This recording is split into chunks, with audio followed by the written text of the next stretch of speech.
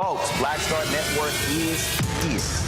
Hold no punches! I'm real revolutionary right now. Support this man, Black Media. He makes sure that our stories are told. Thank you for being the voice of Black America, Roland. Stay black. I love y'all. All momentum we have now, we have to keep this going. The video looks phenomenal. See, there's a difference between Black Star Network and Black-owned media and something like CNN. You can't be Black-owned media and be scared. It's time to be smart. Bring your eyeballs home. You dig?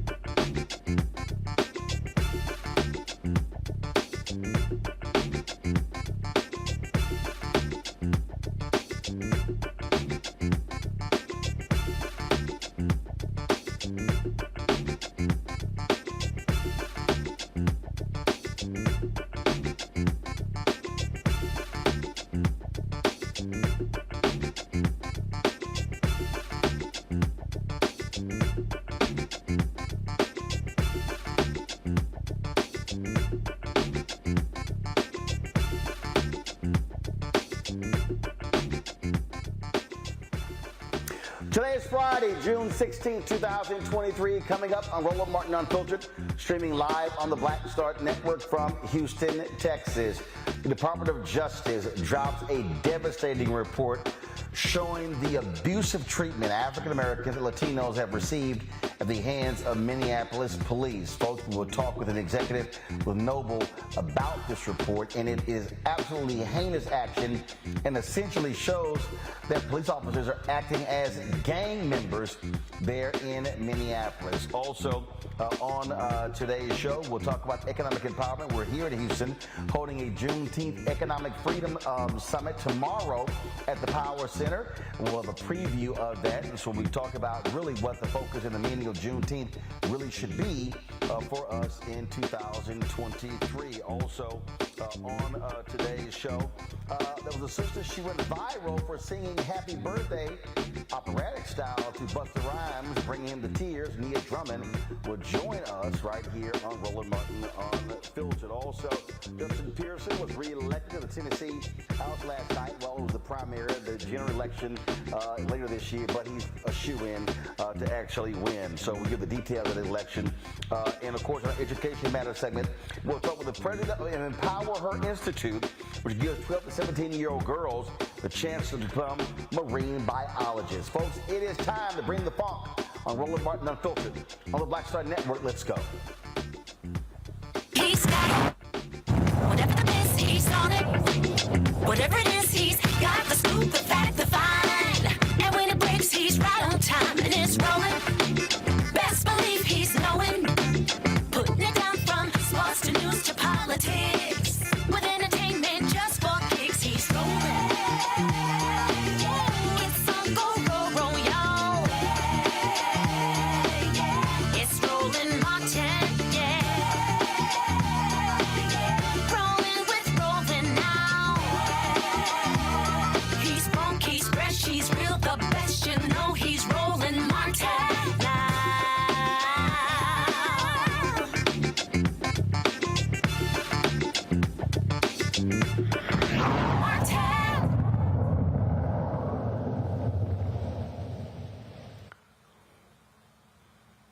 The Department of Justice today dropped a bombshell report showing that the Minneapolis Police Department on many occasions violated the constitutional rights of numerous African Americans and Latinos in that particular city, in addition to Native Americans. And also they engaged in a pattern of discrimination. Folks, Attorney General Merrick Garland made this announcement today. The Department of Justice has concluded that there is reasonable cause to believe that the Minneapolis Police Department and the City of Minneapolis engaged in a pattern or practice of conduct that violates the First and Fourth Amendments of the United States Constitution. There is also reasonable cause to believe that they engage in conduct that violates Title VI of the Civil Rights Act of 1964, the Safe Streets Act, and the Americans with Disabilities Act.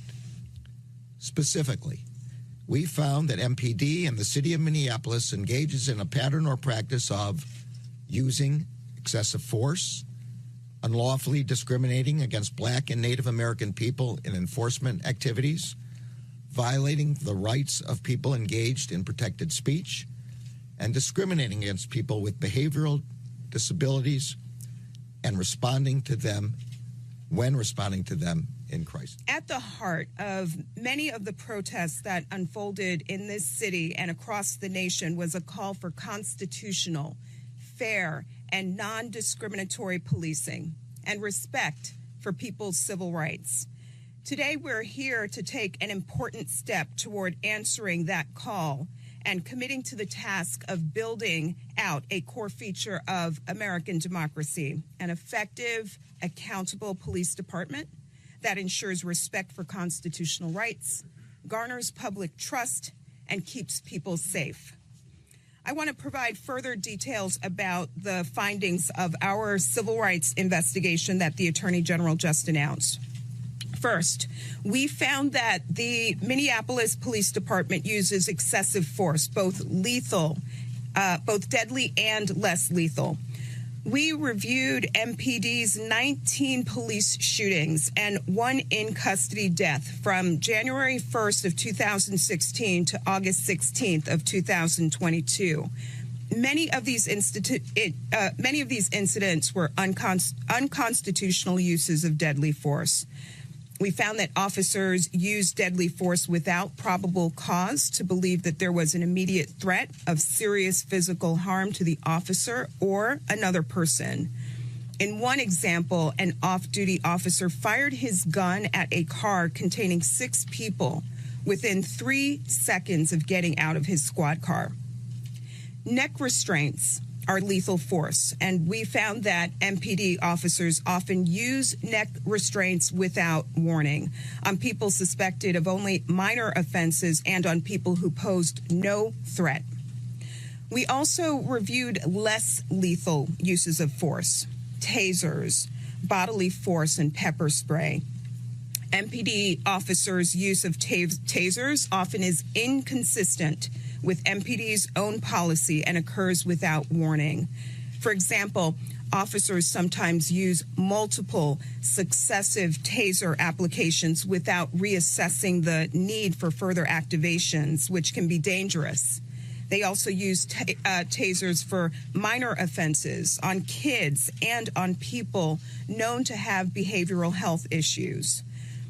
We found that MPD unconstitutionally uses bodily force and pepper spray against people who have committed minor offenses or no offense at all. In addition, we saw repeated instances of excessive force against kids without appropriate attempts to de-escalate the situation. Folks, it is a damning report. It was started after the death of George Floyd. It was a 2-year investigation, and the details are not shocking to folks in Minneapolis, especially African-American activists who have talked about for years how the police department was treating African-Americans, Latinos, and Native Americans as well. Folks, joining us right now to discuss this is Brenda Goss Andrews. She's the president of the National Organization of Black Law Enforcement Executives. Also, Nakima Levy-Armstrong. She's a civil rights attorney. We're also joined by Andre Locke, who is the father of Amir Locke, a young man who was shot and killed at the hands of police there. Glad to have all three of you here. Let me first start with you, Nakima. You're there in Minneapolis. You used to relieve the NAACP there. You got in the face of the mayor after a no-knock warrant shooting where they said things were going to change and things did not change. Absolutely. So we're here at a place in time where we think that federal intervention is long overdue. We're glad that the Department of Justice finally did the right thing by investigating the Minneapolis Police Department. But why did it take the murder of George Floyd for that to happen when for many years and many decades, Black folks have been saying the very same thing, crying out for justice, and our cries had fallen on deaf ears up until now. So we're glad that this investigation happened. We're glad that the city's going to be forced to enter into a consent decree. But there is still a bit of skepticism as to whether or not Minneapolis will step up and do the right thing, particularly by people of color and Black folks who live in this city. Andre, yes. Your reaction to this report from the DOJ? It was, it's bittersweet, I can say. It's for Black folks and Black and brown people in the Minneapolis area and our communities and surrounding communities in St. Paul as well, and Brooklyn Center. Our response is it's about time. It's about time because this is something that we've been singing for decades, for years. People before us, before Nakima and myself, have been singing the same thing about police police brutality, unjust stops, everything that you can think of, just the mistreatment of force and unreasonable force. So it's bittersweet. It's something that, as Nakima was saying, I'm a little skeptical of what Minneapolis would do at this point, because at this point they're trying to even sweep my son's death under the rug by putting in a dismissal for his case. Brenda, how should police leaders, rank and file, react to this type of damning report? Well, first of all, to your caller just now, condolences on what happened to your son. Yes, this is a 92-page report. I haven't had an opportunity to read it all. I do applaud that it has happened, but I do understand their comments about the skepticism because this has gone on too long in our country. I spent 30 years on the Detroit Police Department, and I started off as a young officer on the street all the way up to a deputy chief. So I operated in both worlds, so I do understand that. This pattern or practice has been going on for a long time, and it's a shame in America that we had to get to the death of George Floyd to finally start really looking at this through the right lens, where we'll have an opportunity to change the police culture. And Roland, that's what we need to talk about. How do we change the police culture? Because this is not the first time, and I hope it would be the last time, but we still hear stories of that. So police leaders need to really pay attention to what has happened in Minneapolis and go back and read this report. I read through it. It has a lot of implications for training, for supervisory training. But you can put all that together, but you have to change the culture, starting from the top, starting from that CEO, that we will not have disparate treatment of people. We will not violate people's civil rights.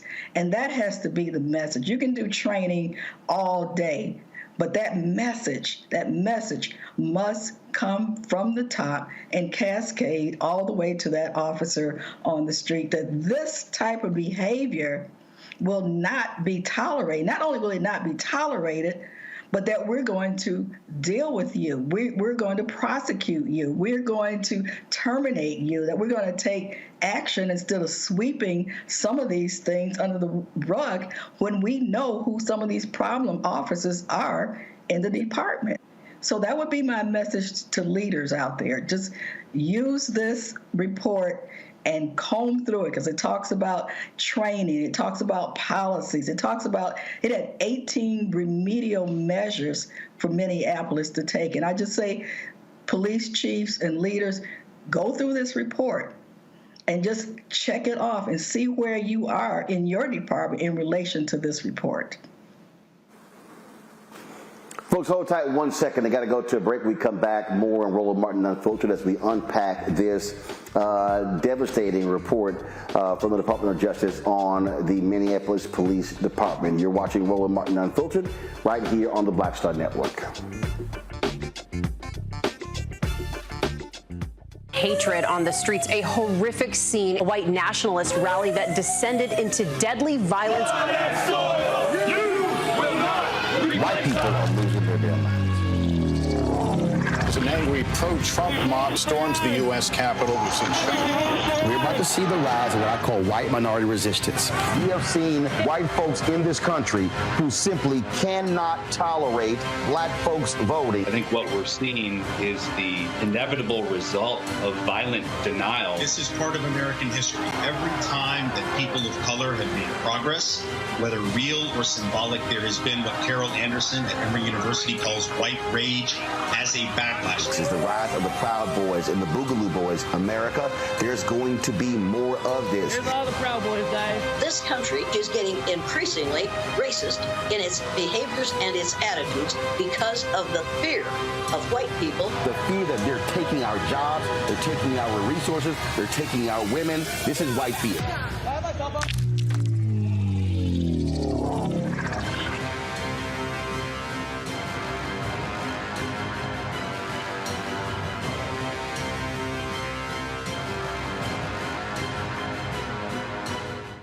Black Star Network is here. Oh, no punch! I'm real revolutionary right now. Thank you for being the voice of Black America. All momentum we have now, we have to keep this going. The video looks phenomenal. See, there's a difference between Black Star Network and black-owned media and something like CNN. You can't be black-owned media and be scared. It's time to be smart. Bring your eyeballs home. You dig? Hey, it's John Murray, the executive producer of the new Sherry Shepherd Talk Show. You're watching Roland Martin Unfiltered.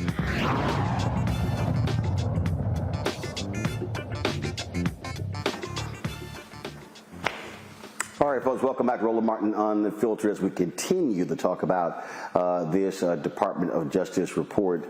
We lost Nakima and Amir Locke's dad, Andre, so we'll try to get them back in a bit. I do want to bring into this conversation as well, folks, my panelist today, Matt Manning, civil rights attorney. Matt, he is with us at Corpus Christi. Dr. Niambe Carter, associate professor, University of Maryland School of Public Policy out of D.C., and Jesse Hamilton McCoy, clinical professor of law, supervising attorney, the Duke Law Civil Justice Clinic out of Durham, North Carolina.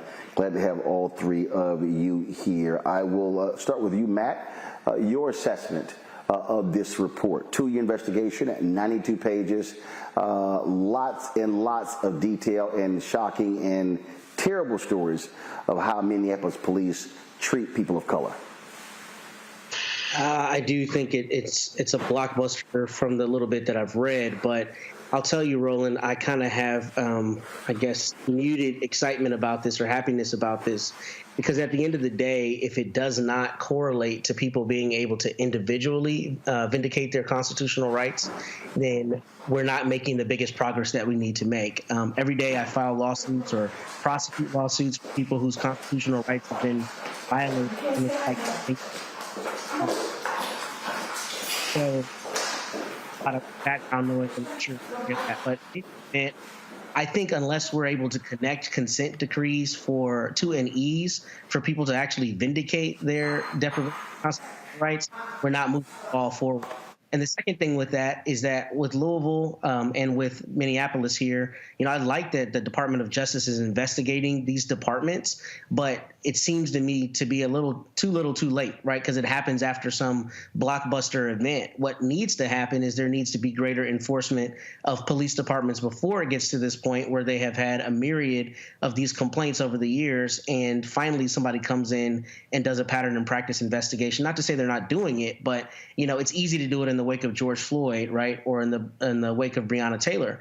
But police departments around the country have these systemic issues, and until we address those meaningfully where individual plaintiffs can vindicate their constitutional rights, I don't think that this is really all that important, because at the end of the day, people every day have their rights violated, and it's virtually impossible for them to have them vindicated.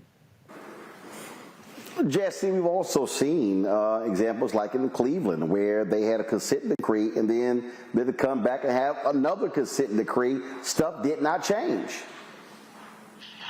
Absolutely. I think one of the reactions that I have when it comes to reports like this is we've heard the same thing really since going back even to the Kerner Commission report in 1967.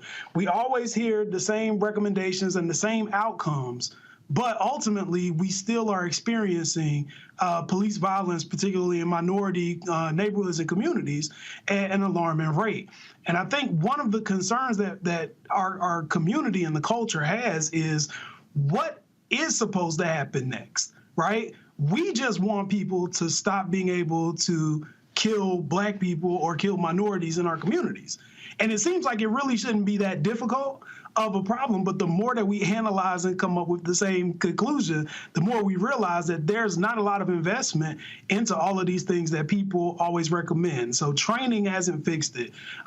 This push for neighborhood policing is always hot when someone has just been murdered, but then it fades away. We are at a point now where I think there needs to be a bigger demand for action and there needs to be greater accountability.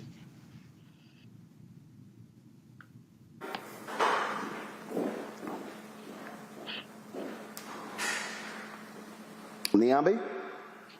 Well, unfortunately, I agree with my colleagues. I mean, I think in some ways you're like, water is wet. This is what people have been saying from city to city, whether it's Baltimore, Minneapolis, other places. These are things that people have been saying. It's nice to have the Department of Justice confirm, right, that Black people aren't crazy, because I think we've been, collectively gaslit in this society where people tell us, well, if you just comply, you'll be okay. If you just would listen, nothing bad would happen to you. And I think this Department of Justice report explodes all of those sort of what about it kinds of comments that people often make when we see Black people who are brutalized at the hands of police officers.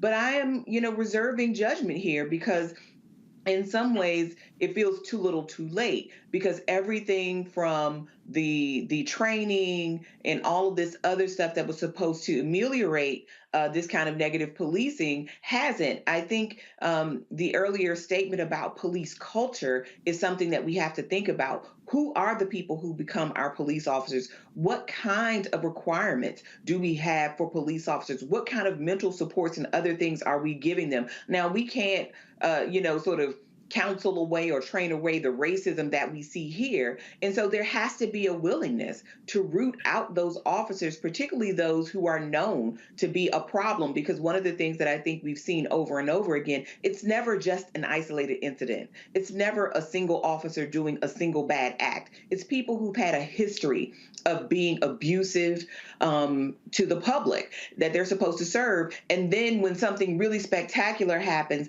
then there's all of this attention. But very rarely does it ever end with an officer losing their job or losing their freedom. So I think we have to think more critically about the next steps, because none of these things by themselves are going to remedy the larger issue, which is Black people being brutalized and killed at the hands of these police departments. And it's not just white officers. And I think that's another thing that needs to be emphasized here. But it's still, again, something about the culture of policing is rotten in this country, and we have to talk about what that is. And this might be one step in that direction. Brenda, here's what is also troubling. If you're in Minneapolis, how in the hell you didn't know these things? Why do you need the Department of Justice to come in to validate this? This, to me, is an indictment on city leadership and the police department that they didn't know these things. And if they did, they've been covering it up. Well, I would say, both things. In a police department, you know or should know who your problem officers are. Now, whether you take action or not is another thing.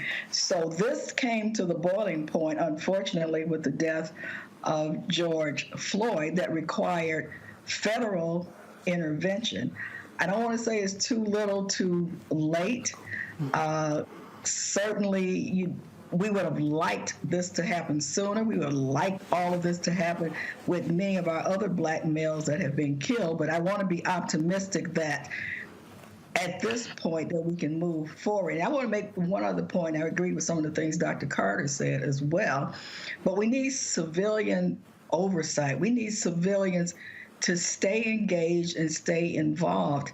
A lot of times, we get involved when something happens, but we have to stay engaged and involved every day. As citizens, you have a right to know what your police department is doing. Each department is handled differently. I know here in Detroit, we have a civilian oversight. Demand, if your department doesn't have it, see why they don't have a civilian oversight board or a committee or citizens involved in a proactive way on your police department. So that would be a takeaway recommendation I would have for any community. Citizens should be involved in some aspect of hiring and recruiting. And I did hiring and recruiting for Detroit Police, and I brought citizens in to kind of be involved in some of those aspects of recruiting and hiring. So even though this report might not cover everything, I think it's a good model for all police departments. I think I said that earlier, but we have to have the community involved. And a lot of times, like I said, Roland, we get involved when something's hot, and then when it cools off, we're not as involved. We're not as vocal. So we need to be vocal every day. You need to go to the court. I remember we court watchers. I don't know if anybody's even doing that anymore. And go down and see what the judges are doing. What kind of punishments are they meting out? Is it disparate treatment even in their sentencing, or is it something else? So as citizens, we have to be vigilant all the time, every day, especially in the Black community. Indeed. Brenda Goss-Andrews with NOVA. We surely appreciate it. Thank you so very much for joining us. Thank you for having me again, Roland. Folks, hold tight 1 second. Going to a break. We'll be back right here on Roland Martin Unfiltered on the Black Star Network. Thank you. When you talk about blackness and what happens in Black culture, we're about covering these things that matter to us, speaking to our issues and concerns. This is a genuine people-powered movement. There's a lot of stuff that we're not getting. You get it, and you spread the word. We wish to plead our own cause. Too long have others spoken for us. We cannot tell our own story if we can't pay for it. This is about covering us. Invest in Black-owned media. Your dollars matter. We don't have to keep asking them to cover our stuff. So please support us in what we do, folks. We want to hit 2,000 people, $50 this month, raise $100,000. We're behind $100,000, so we want to hit that. Y'all money makes this possible. Checks and money orders go to P.O. Box 57196, Washington, D.C. 20037-0196. The Cash App is $RM Unfiltered. PayPal is R Martin Unfiltered. Venmo is RM Unfiltered. Zelle is Roland at RolandSMartin.com. On a next, A Balanced Life with me, Dr. Jackie, owning your energy and how to use it. Trust me, it impacts the people on your job, who you attract, and even your love life. What you give out is what comes back to you. So like attracts like, right? So if you come in with a negative space and I match that negative energy, then 2 seconds later, somebody else come in with more negative energy, and then I was just always just matching negative stuff. And here's the kicker. If you're not careful, that energy can even be stolen. That's all next on A Balanced Life on Black Star Network. Me, Sherry Shepard with Sammy Roman. I'm Dr. Robin B., pharmacist and fitness coach, and you're watching Roland Martin Unfiltered.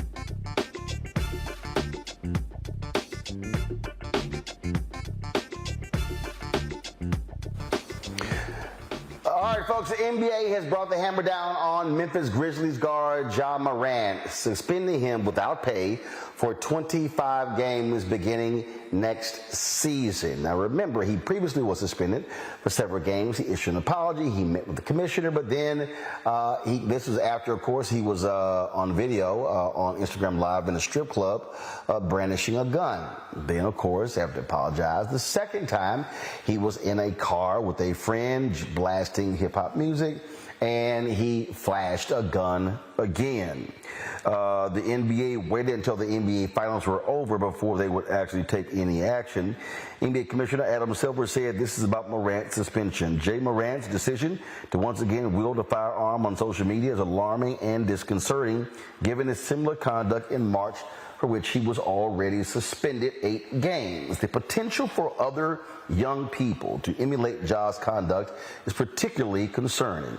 Under these circumstances, we believe a suspension of 25 games is appropriate and makes clear that engaging in reckless and irresponsible behavior with guns would not be tolerated. Now, the NBA said that Morant would also have to adhere to certain conditions before being reinstated. As I said, it's the second time he has been suspended in the last 3 months for showing a firearm on social media. Now the NBA Players Association, they have also responded to this as well. And so this here is a statement from the executive director of their union. And it's a very strong one. And as you expect, they are defending or raising questions about due process in the NBA. And this is one of the issues that immediately jumps out. Let me go ahead and read to you this statement. Again, this is the statement that is from the head of the players union. So you see it there on the screen, folks. You see her statement. I'm going to read this for you. She says, quote, and this, of course, is Tamika Tremaglio. She says, Ja has expressed his remorse and accepted responsibility for his actions, and we support him unequivocally as he does whatever is necessary to represent himself, our players, and our league in the best possible light. As to the discipline imposed, which keeps him off the court until December and requires some unstated conditions to be met before he can return, we believe it is excessive and inappropriate for a number of reasons, including the facts involved in this particular incident, and that it is not fair and consistent with past discipline in our league. We will explore with Ja all options and next steps. All right, let's get to it in our panel. Matt, look, you're a civil rights attorney. Your perspective on this is a lot of leeway the commissioner is given to make these decisions. And you have the players union who is saying, hey, was this even fair process to suspend him? Well, one, this is why unions are important, because they stand up for the values of their members, right, and the rights of their members. But, for me, this is actually less about Ja Morant and about the NBA and more about the schizophrenia we have in our country as it relates to guns. We live in a country that is beset with mass shootings and legislatures that are reticent to do anything about them. So for us to wax poetic and act like Ja Morant waving a gun in a car is a cardinal sin, when every day we see nothing but images of guns, and support thereof is just patently dishonest, if you ask me. Now, from his discrete issue as it relates to whether he sat with Adam Silver and told him he wasn't going to do it again, I mean, I think the punishment is a little excessive, particularly considering his youth. And, I like the idea that these are role models, but I also don't like the idea that they're held to some standard that's unreasonable for a 23-year-old. And that's just my personal opinion. But I think the bigger thing is we have to be honest about our position on guns and how we view them as a society. And it's absurd that somebody like Ja Morant is not playing basketball for 25 games, but every day we're bombarded with images of guns. And when people actually get injured with them, our legislatures cannot find a way to put meaningful checks on it. So with that, I would say we need to have a larger conversation about the role of guns in our society and our willingness to stand up to the powers that be and the moneyed interests that keep those guns on our streets and not regulated the way they should be. Jesse, let me ask you this question. Let's say you are an attorney for Ja, and you say, look, the man apologized once. Now you talk about 25 games, no suspension. But let's say there's an NBA player who is a hunter. Let's say he posted photos of him brandishing a gun. Would the NBA respond the same? And so you hear the executive director of the Players Association talking about this double standard. Your thoughts on that? Well, I mean, I think that's true. I mean, we do already have NBA players who are hunters and who have posed on social media sites with guns. That's happened.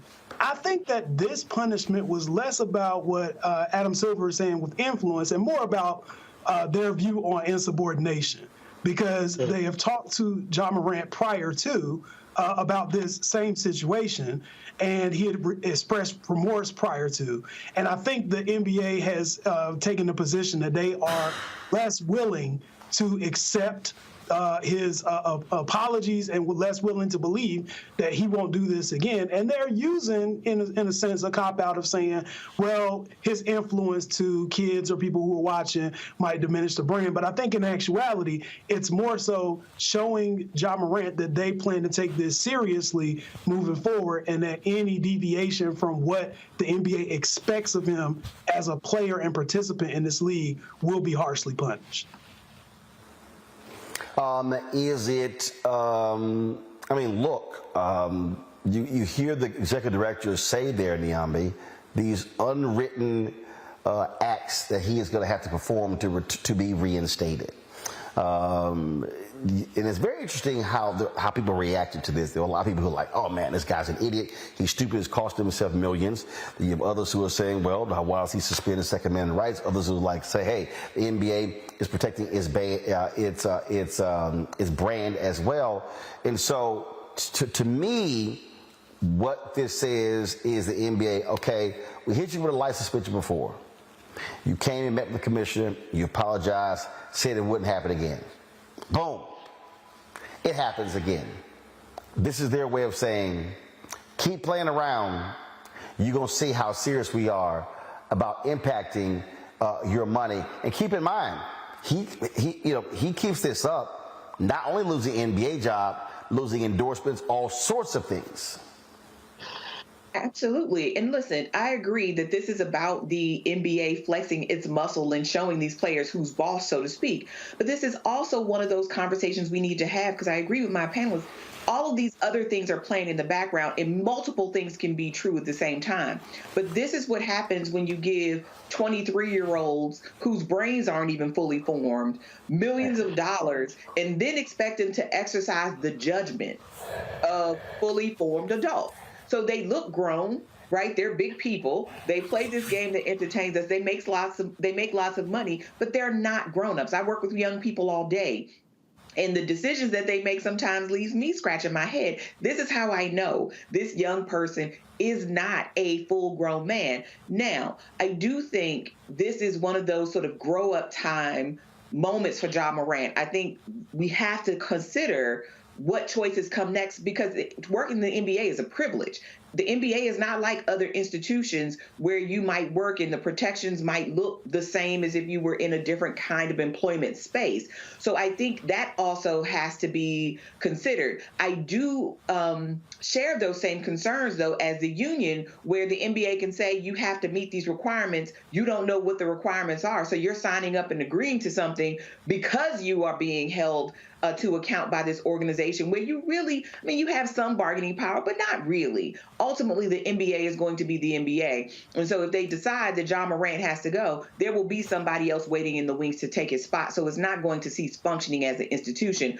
But these kinds of vague requirements really only serve the NBA. They don't serve Ja Morant or his assistants, right, to become a better decision maker and become a more mature person in this position. So I think these vague requirements that the NBA has sort of said that they're going to ask of him, but have not actually delineated what those are, that should be cause for concern for many players, because I don't think this will be the last time that the NBA decides that something like brandishing a gun or some other behavior is beyond the pale, and then say, and you're going to have to do these things to be determined. I think that is always, that vague language always serves the institution and never the person who is subject to those kinds of requirements. Well, I would certainly hope there are some serious conversations in the Morant household, because if you're making $35 million a year and you're missing a quarter of the season, that's a hell of a hit on your pocketbook, just because you chose to brandish a gun on an Instagram Live. All right, folks, got to go to a break. We'll be back. Roland Martin Unfiltered on the Black Star Network. If you're watching on YouTube, hit that like button, folks. I want us to be over 2,000 likes for today, so hit the like button. Also, I want you to download the Black Star Network app, Apple phone, Android phone, Apple TV, Android TV, Roku, Amazon Fire TV, Xbox One, Samsung Smart TV. Also, join our Bring the Funk fan club. Your contributions absolutely matter. Send us to check and money order, P.O. Box 57196, Washington, D.C. 20037-0196. Cash App, $RM Unfiltered. PayPal's are Martin Unfiltered. Venmo is RM Unfiltered. Zelle is Roland at RolandSMartin.com. Roland at RolandMartinUnfiltered.com. And, of course, be sure to get a copy of my book, White Fear, How the Browning of America is Making White Folks Lose Their Minds. I will be in Houston tomorrow. I'll be signing copies of the book. If you already have a copy, want to come get your copy, come check us out at the Power Center, 12 to 4 tomorrow. We're going to be on the Juneteenth celebration, talking about the issue of economic freedom. And so send us an RSVP, info at RolandSMartin.com to reserve your space. We'll be right back.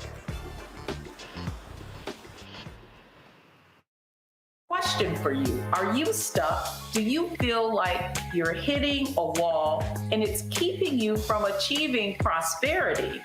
Well, you're not alone. On the next Get Wealthy with me, Deborah Owens, America's Wealth Coach, you're going to learn what you need to do to become unstuck and unstoppable.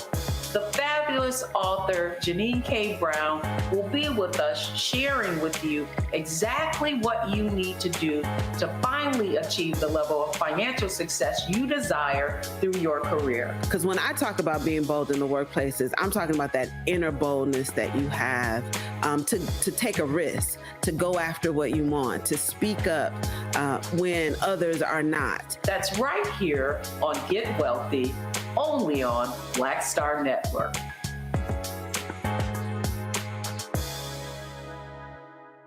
Up next on The Frequency with me, Dee Barnes. She's known as the Angela Davis of hip-hop. Monet Smith, better known as Medusa, the gangsta goddess, the undisputed queen of West Coast underground hip-hop. Pop locking is really what indoctrinated me in hip-hop.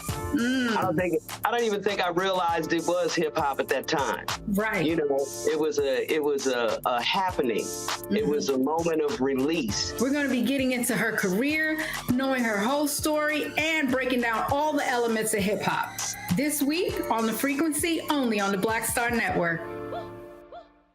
Hi, I'm Jo Marie Payton, voice of Sugar Mama on Disney's Louder and Prouder Disney Plus, and I'm with Roland Martin on Unfiltered.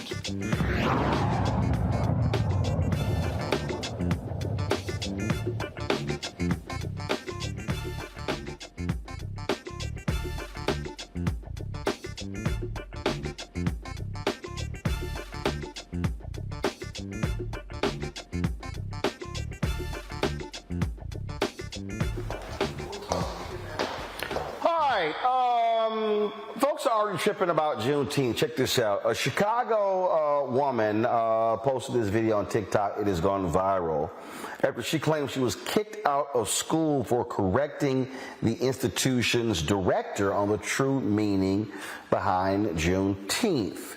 All right, so listen to the video she posted. So today, I got kicked out of school because the director at my school didn't like the feedback that I had for her about something that she said in class. So I go to school right now for aesthetics.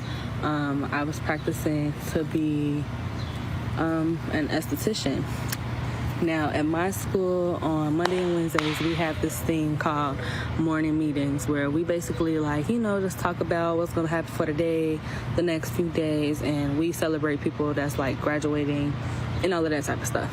Now, the director at my school had an announcement for us, and she said that Monday we will be celebrating Juneteenth, but instead of celebrating it for what it's for, we're going to celebrate it as a diverse day, make it a diverse holiday. And I immediately got turned off by that because it's Juneteenth, right? So after the morning meeting was over, I went up to the director and I asked to speak to her in private. We went into her office, and I basically explained to her, I'm like, yeah, the way you worded it at the morning meeting today, I didn't like how you said it because Juneteenth isn't a diverse holiday. It's, it's not a diverse holiday. It's not where we celebrate diversity. We celebrate African American independence. And she was basically telling me, like, yeah, you need to mind your business because you don't know what I have planned for Monday. We're a diverse school, therefore we're going to celebrate this holiday as a diverse day. And I was immediately turned off because that's not what Juneteenth is about, right? So after that, I went back into the classroom, and some of my classmates were like asking me, like, what did she say? Because we were all in agreement that that's not what Juneteenth isn't about. We don't celebrate Cinco de Mayo as diversity. We don't celebrate Haitian Flag Day as diversity. We don't celebrate Indigenous People Day as diversity. So I felt like, why would you take our holiday and try to make it something that it's not? So while I was in the class, we were all talking about, just basically what had happened at the morning meeting. The director storms in after me, and she's like, yeah, you need to come here. And I just asked her, I said, you want me to go home, don't you? She was like, yeah, get your stuff and leave. You will be suspended. And I'm like, suspended? Suspended for what? And she's like, yeah, so now you need to leave my campus before I call the police. So after that, we got into an argument because I had to tell her it wasn't even that deep. It's not that deep. Like, why are you making it this whole thing? So we got into an argument in front of all of the students in my class. Like, she completely humiliated me, told everybody that she was suspending me and that I had to go home. Like, first of all, you're not supposed to tell my personal business to other students. That's number one. Second of all, you're mad because I had an opinion about what you had to say. I did the right thing and I pulled you to the side and told you, like, I don't think that's what we should be celebrating it as. So after that whole argument, she's like, yeah, now you need to leave my building, and instead of being suspended, you'll be expelled. I'm like, expelled for what? So we get into another argument as I'm leaving the door because I'm like, you're dead wrong. Your feelings are hurt. You didn't like what I had to say, and now you want to expel me and still try to make me pay for a school that I didn't fully get to attend? That's not right. So as I'm leaving the building, before I left, I wanted to, like, explain to my teacher, like, she's not going to be letting me back, what had happened. I wanted to talk to my teacher, one of the cool teachers, right? So she's like trying to grab me by my book bag. She's pulling on me, get out of my building, get out of my building. And I'm like, just wait, let me talk to my teacher because I want to talk to my teacher before I leave. Like, you doing all of this for no reason. We get in front of the clients because at my school we take clients. It's a beauty school, so we perform services on clients. She told the clients, yeah, I'm trying to remove this racist out of my building. She won't leave. She's a racist. I'm racist because I said Juneteenth isn't a diverse holiday. So now I'm the racist, right? In this situation, I'm the racist. Her feelings are hurt. I'm a racist, and she wants me to leave. After like a minute of me trying to find my professor, I could not find her. So you know what? I'm like, yeah, I'm gonna leave. But as I'm walking back to the front, she's on the phone with the police. She told the police I tried to attack her and that I wouldn't leave the building. No, hold on. Let's take this back. There's multiple people sitting in this lobby. There was multiple people in my classroom. Not once did I try to attack you. There's cameras in this building which show I did not try to attack you. I wasn't being violent or nothing like that. She called the police on me, said I tried to attack her. All of this because she didn't like that I didn't like that Juneteenth shouldn't be celebrated as a diverse holiday. So yeah, right now, I left, I'm gone. I left the review in the comments because I don't feel like that's right. Students of color, we can't express our feelings without directors at the school feeling like it's an attack on them, or everything has to be an attack on everybody when it comes down to Black people and African Americans in America. So yeah, that's just an update. All right, the woman, the TikToker Go K, again, she's studying at Tricoci University. That's TRICOCI, and that is absolutely nuts, if you will. Nyambi, see, this is the thing right here. First of all, she's right. Juneteenth is not a diverse holiday. What I mean by that is, it does not mean that non-black people cannot commemorate Juneteenth. But you damn well better make sure that the focus on Juneteenth is the focus, and then not try to create some new idea what Juneteenth should be about. Well, absolutely, Roland. I think this young lady was exactly right in telling her, like, hold on a second. This is about Black people achieving freedom. This isn't just some holiday. I mean, you know, she used the example of Cinco de Mayo, but Cinco de Mayo at this point is commercial, and it's not even really about Mexican people. But to her point, we identify that holiday with a group of people in the same way.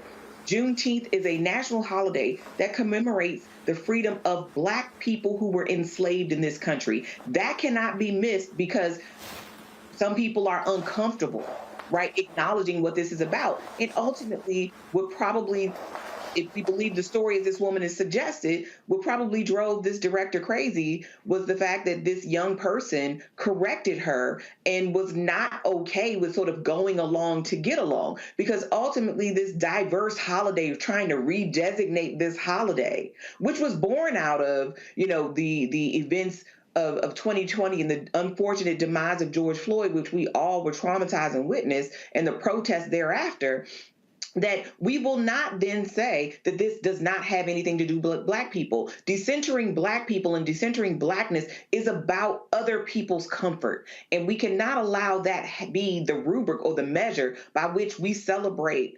and revere our ancestors and all those who fought for that freedom, because somebody wants to call it a diverse holiday, as if we're supposed to be satisfied with that. And I think this young woman would do well to find another educational institution that respects her and other students like her.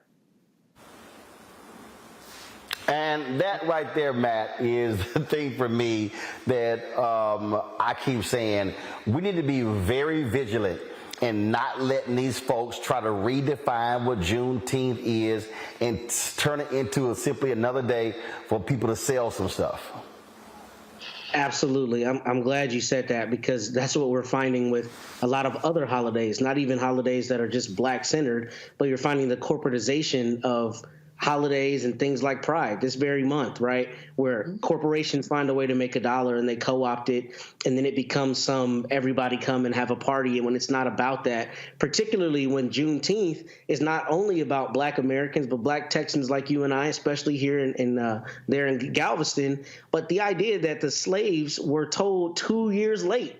I mean, Juneteenth is not about anybody else. And beyond that, it's not just a happy holiday. We should definitely celebrate emancipation, but we should also say this is emblematic of exactly what we've endured since we've been here. 2 years later, the Union soldiers come and tell us that we've been free for 2 years. I mean, that's a holiday that deserves significant reverence and reverence for our forebears and what they withstood. And the idea that it gets whitewashed, so to speak, and becomes everybody's diversity holiday is grossly offensive. And that's precisely the kind of thing we have to be vigilant against. Look, we talk about DEI on the show. We talk about a lot of things in terms of inclusion, but inclusion does not have to mean erosion, where we should not have our history and the reverence that should be duly applied eroded for other people's comfort, as Dr. Niambi said. So with that, I'm glad that this sister stood up, because this is grossly offensive to try to make this about anything other than our people and emancipation. Just that's like somebody saying, let's make St. Patrick's Day diverse. Absolutely, man. I understand.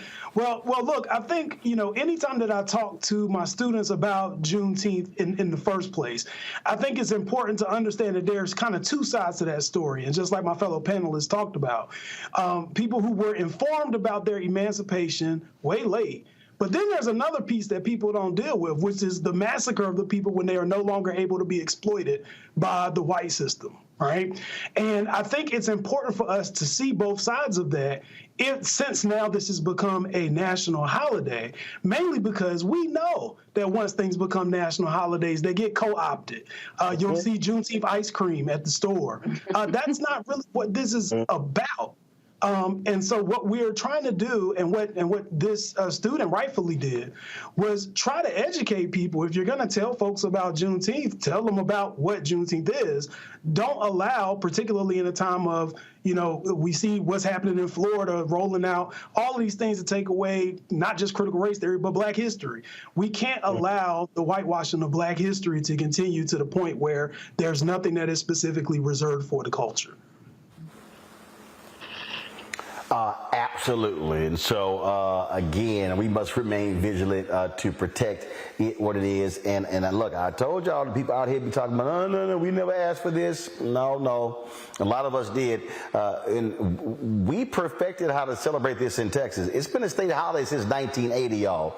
And so just ask some of us from Texas if you're confused as to how to celebrate Juneteenth. Got to go to a break. We'll be back on Roland Martin Unfiltered on the Black Star Network.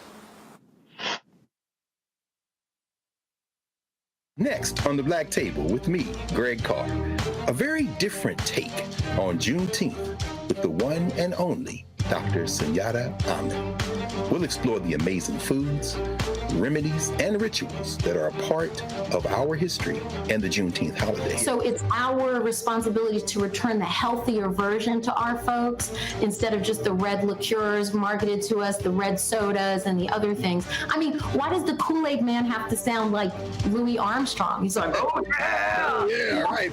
An enlightening and tasty hour of the Black Table, only on the Black Star Network.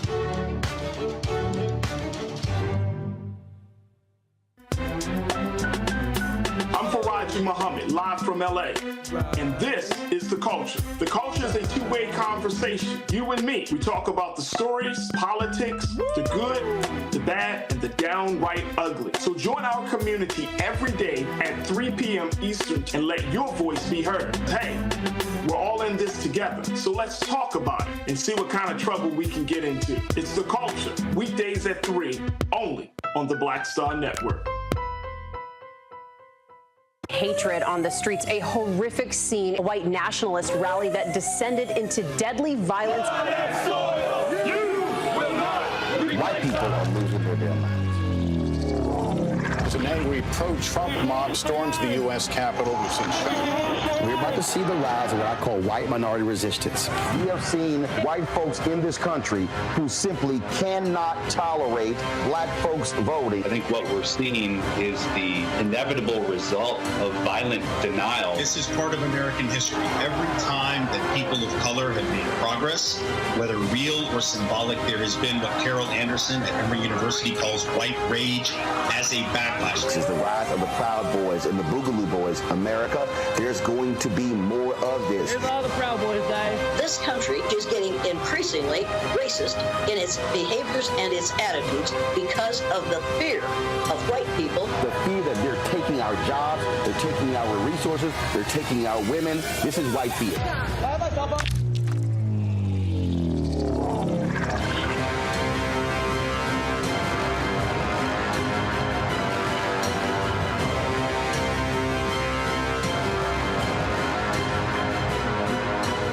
When you talk about blackness and what happens in black culture, we're about covering these things that matter to us, speaking to our issues and concerns. This is a genuine people-powered movement. There's a lot of stuff that we're not getting. You get it, and you spread the word. We wish to plead our own cause. Too long have others spoken for us. We cannot tell our own story if we can't pay for it. This is about covering us. Invest in black-owned media. Your dollars matter. We don't have to keep asking them to cover our stuff. So please support us in what we do, folks. We want to hit 2,000 people, $50 this month, raise $100,000. We're behind 100,000, so we want to hit that. Y'all money makes this possible. Checks and money orders go to P.O. Box 57196, Washington, D.C. 20037-0196. The Cash App is $RM Unfiltered. PayPal is R Martin Unfiltered. Venmo is RM Unfiltered. Zelle is Roland at RolandSMartin.com. Hi, my name is Freddie Ricks. I'm from Houston, Texas. My name is Sharon Williams. I'm from Dallas, Texas. Right now, I'm rolling with Roland Martin, unfiltered, uncut, unplugged, and undamn believable. You hear me?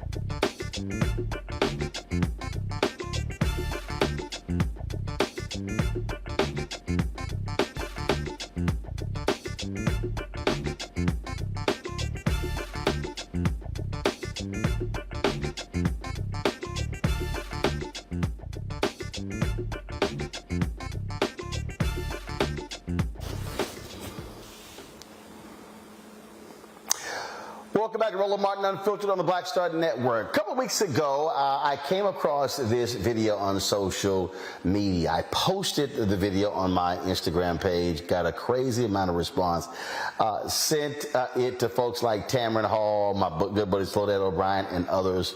And it was of a sister who came across Busta Rhymes, and she said, you know what, I want to sing happy birthday to you. Well, he probably was just thinking, she just gonna say happy birthday, you know, traditional happy birthday.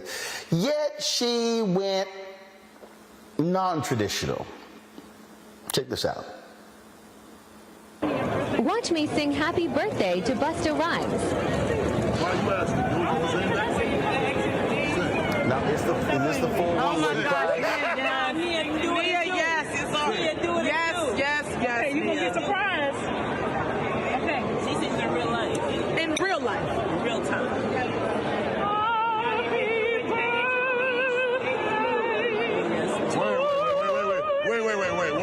Wait. Yes. What the fuck? Let me finish. I definitely wasn't expecting that. Where Mama's Start over. Give me your hand. Okay, here we go.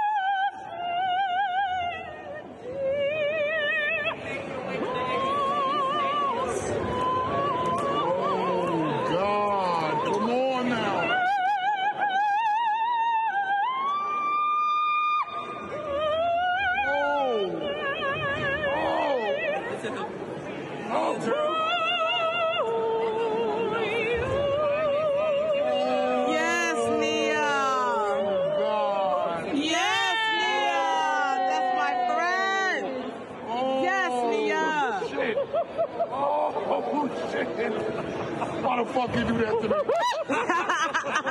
Why you do that? Why? You a fucking mess. You a fucking mess. A mess. Yes, Nia. Stop. No. Don't do that. Stop. Let it bless you, Busta. Yes, let it bless you. Happy birthday. This is reflective with his brain. Okay? Don't do that.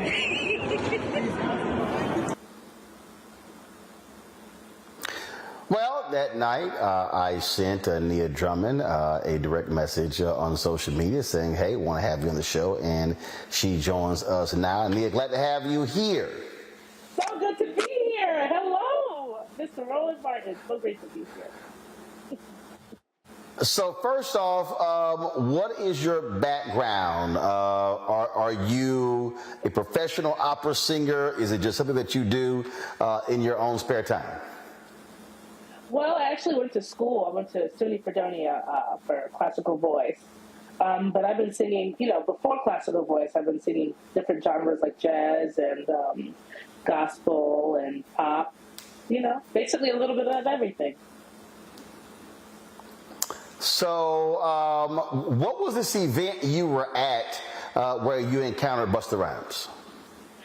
Well, I was at the Gordon Parks annual gala at Cipriani's on 42nd Street, and I was there as a former winner of the scholarship in partnership with the Gordon Parks Foundation and Young Arts, which is an organization tailored for young people. And I was the first winner 11 years ago, actually. And I reconnected with the executive director, Peter Kuhart, of the organization, and he was like, we would love to have you. So I came that year, this particular year. So was the event over? Was this at the end? Were folks clearing out when you came upon Busta Rhymes? The event was over. The lights were up. People were taking flowers. The people were clearing up all the plates and everything. And this is right after D-Nice played a set. And at the end of the gala, Busta walked in, coming from a different event, and he was there. And I was like, wow, that's Busta Rhymes. And so you decided to roll up on him and say, I got something for you for your birthday. Essentially, yeah. So what happened was, yes, it was Busta Rhymes, and I'm like, I'm from Brooklyn, he's from Brooklyn, that's a legend, that's so much respect. But I wasn't necessarily going to speak to him. I was more so interested. His personal assistant showed up with a tracksuit on, with like a sweatsuit, and that took me for a surprise. And he showed up to a gala with a sweatsuit on. I was like, who are you? I need to have a conversation with you. Just because of that, and that ended up being Busta's PA. And then I found out it was his birthday, and then I felt something tell me, you should sing happy birthday to Busta. Yeah. And then that happened, and he obviously was quite emotional by that. The video stopped there, and he was shedding real tears.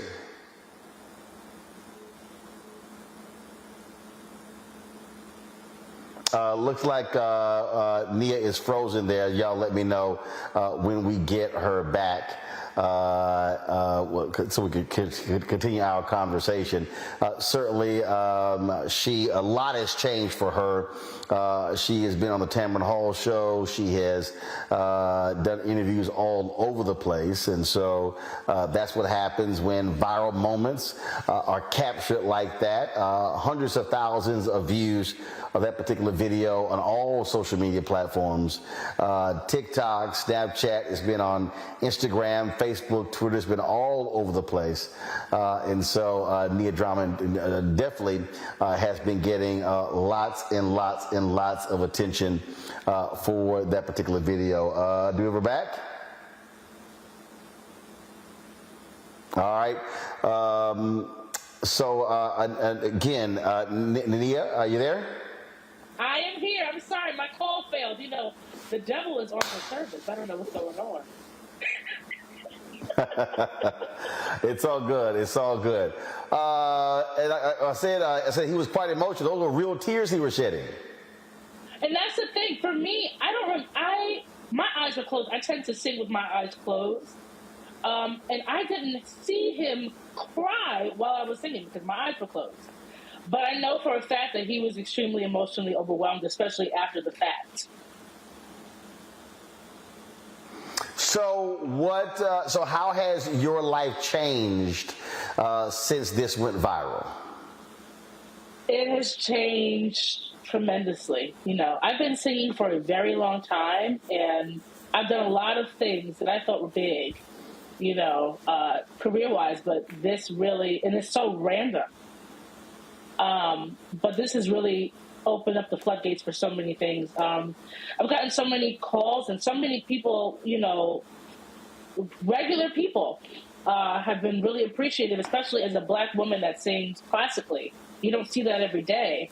And the fact that people are appreciating that is really beautiful, and it touches me. It makes me not want to stop what I'm doing. So between that and doing collaborations that I can't talk about yet, but things are happening. So some business has transpired as a result of this, huh? A few things. I can't talk about it yet. Some collaborations, and I know from this birthed me, giving me the unction to really focus on my solo project. I can't talk about that yet, but that's going to be happening soon. Cool. Hold tight 1 second. I got to go to a break here. We come back. I'm sure my panel has some questions for you as well. Folks, we're chatting with Nia Drummond. She is the operatic singer or classically trained singer who showed some love to Busta Rhymes by singing Happy Birthday that, of course, went viral and exploded all across the country. And we'll chat with her when we come back. You're watching Roland Martin Unfiltered right here on the Black Star Network. On the next, A Balanced Life with me, Dr. Jackie, owning your energy and how to use it. Trust me, it impacts the people on your job, who you attract, and even your love life. What you give out is what comes back to you. So like attracts like, right? So if you come in with a negative space and I match that negative energy, then 2 seconds later somebody else coming with more negative energy, and then I was just always just matching negative stuff. And here's the kicker. If you're not careful, that energy can even be stolen. That's all next on A Balanced Life on Black Star Network. Question for you. Are you stuck? Do you feel like you're hitting a wall and it's keeping you from achieving prosperity? Well, you're not alone. On the next Get Wealthy with me, Deborah Owens, America's Wealth Coach, you're going to learn what you need to do to become unstuck and unstoppable. The fabulous author Janine K. Brown will be with us sharing with you exactly what you need to do to finally achieve the level of financial success you desire through your career. Because when I talk about being bold in the workplaces, I'm talking about that inner boldness that you have to take a risk, to go after what you want, to speak up when others are not. That's right here on Get Wealthy, only on Black Star Network.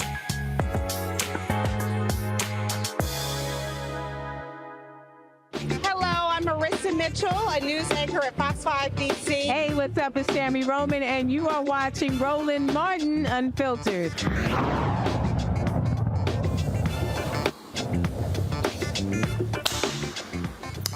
All right, folks, welcome back to Roland Martin Unfiltered. We're chatting with singer Nia Drummond, of course, who went viral with her video singing Happy Birthday to Busta Rhymes. My panel, I'm sure they got some questions. Jesse, I'll start with you. Well, first of all, it's an honor to meet you. I am just curious as to what inspired you to get involved in operatic singing in the first place. Well, I like opera. Well, when I started singing opera, I was actually very young. I was 12 years old. And I was singing in a professional children's chorus, and we were singing the children's chorus part in our opera called Tosca. And I fell in love with it, you know. That was my first, like, hands-on experience with opera. But, you know, when I was younger, you know, classical music was very small amount, but it was played in the house, like Charlotte Church and Andrea Bocelli. You know, I remember those when I was a kid, so that was the beginning.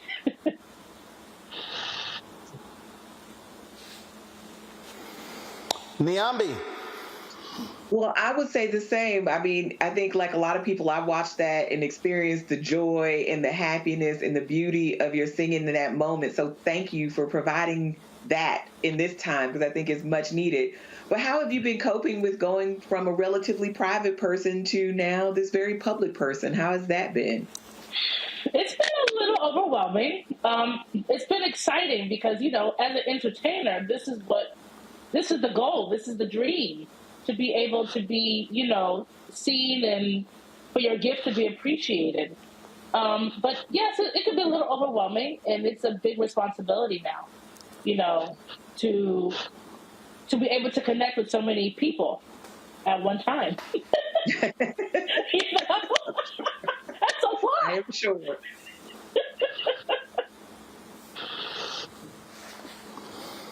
Matt. Well, let me first say, Nia, your voice is exquisite, just positively beautiful. And I wanted to ask, has this opened a larger conversation about Blacks in classical music? Because obviously we're very well represented in other genres, but there's a dearth of us in classical music. So what, if any, effect has this had on your ability to tell people that they should be in classical music or anything in that nature? Well, I definitely think that, you know, especially as someone that's from New York City, there's actually a very good amount of classical singers that, you know, just so happen to be Black. It's hard to penetrate a market that is Black. A lot of Black people don't listen to classical music, and the only way for us to be seen is through this, you know, white lens in terms of, you know, classical music being stereotypically for older white people. But I feel like this opens up a conversation, and it gives perspective on what Black people can do as a community and what is okay to listen to, and shattering that wall on the stereotypes of music and genres. And anybody can like whatever they want. Like, you know, I'm sick of this divide of Black people should only like R&B and hip hop. You know, white people should only like rock and this genre and that genre. You know, we should all enjoy whatever feels right to us. You know? Well, you're absolutely right. Are there any particular classical opera singers who are your favorites? Leontine Price immediately is the first name. As a soprano, that is like the holy grail of sopranos. Jesse Norman, incredible voice, incredible interpreter. Young singers, well, not young singers, but current singers, I would say LaTanya Moore, she's incredible. There's a lot of classical singers out there, Black classical singers that are doing their thing. And I have a lot of people. Denise Graves?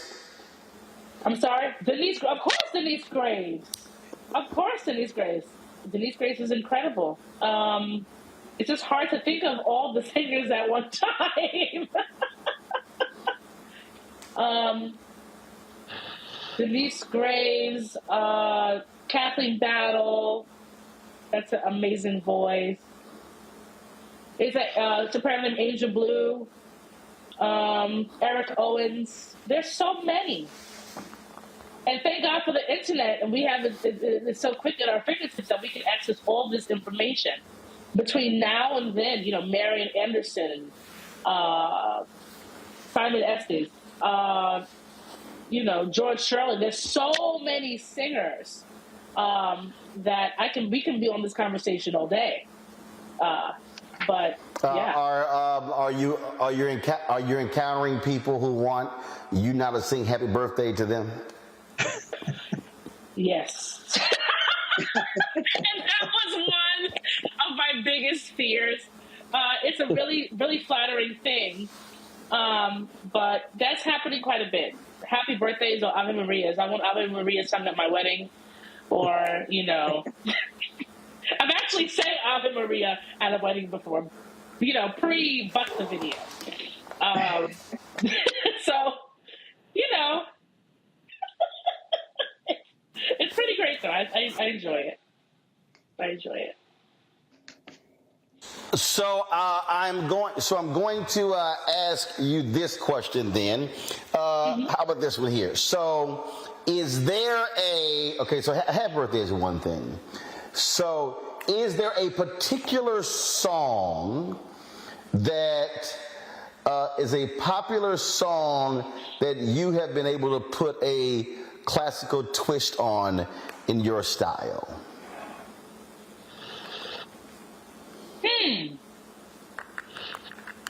Popular song, do you mean like a current song? Or do you mean just popular in general? A song? No, I mean, it doesn't matter. But let's just say there's a popular song that, you know, a lot of us know, but, you know, when you sing it in your classical style. One of my favorite songs of all time is like for instance, is there? Say it again. One of my favorite songs of all time is "Summer Over the Rainbow." Got it. So, like, is there an Anita Baker, a Patti LaBelle? Is there a Mays? Is there a Luther Vandross song? Is there a Dionne Warwick song? Is there a song that again that we know but that you? There's a Dionne Warwick. I don't know if this will count though. I don't know if many people know this song. There's a Dionne Warwick song called Alfie that I love. That can be done easily operatically. Easily. Well, I mean, anything Burt Bacharach since it's so easy, let's go. Okay, don't be mad at me because these headphones might blow. Okay? We're all right. What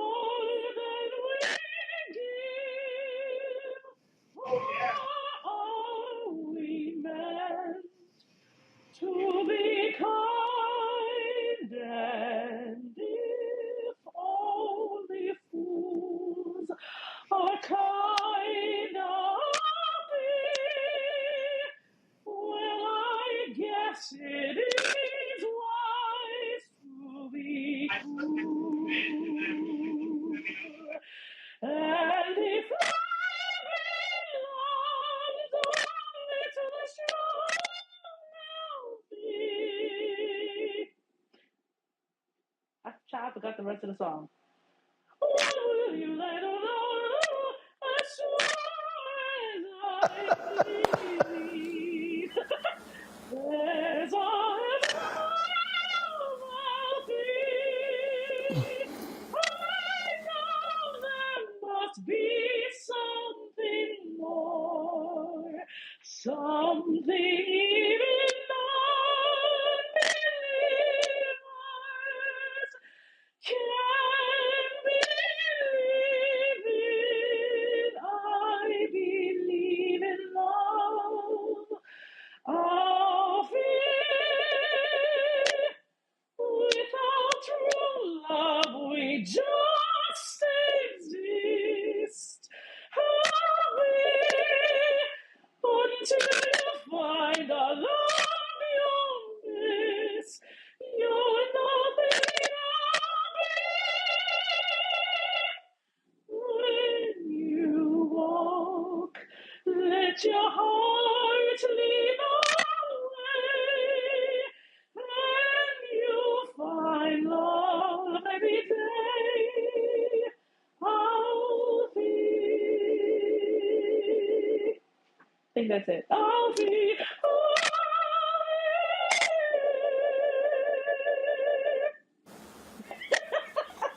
All right, then. It's a lot of Alfie fans in our chat room. A lot of folks, they're like, Johnny Mathis did a version of that.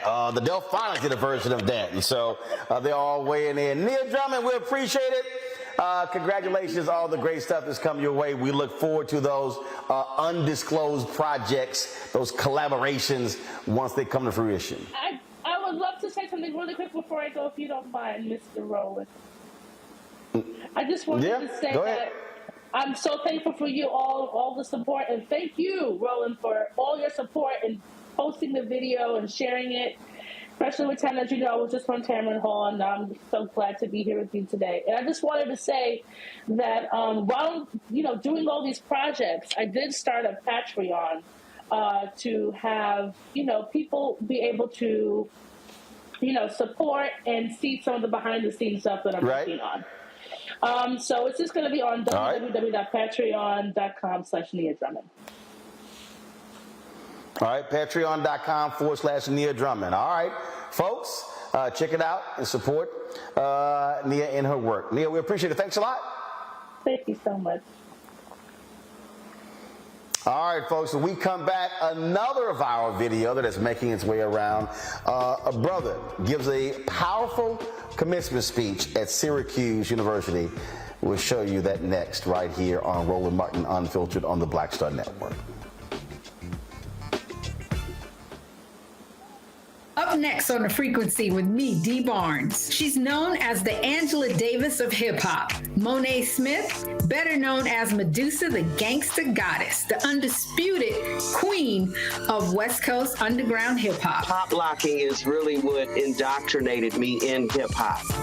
I don't even think I realized it was hip-hop at that time. Right. It was a happening. It was a moment of release. We're going to be getting into her career, knowing her whole story, and breaking down all the elements of hip-hop. This week on The Frequency, only on the Black Star Network. Next on The Black Table with me, Greg Carr. A very different take on Juneteenth with the one and only Dr. Sunyata Ahmed. We'll explore the amazing foods, remedies, and rituals that are a part of our history and the Juneteenth holiday. So it's our responsibility to return the healthier version to our folks instead of just the red liqueurs marketed to us, the red sodas and the other things. I mean, why does the Kool-Aid man have to sound like Louis Armstrong? He's like, oh yeah! Yeah, right. An enlightening and tasty hour of The Black Table, only on the Black Star Network.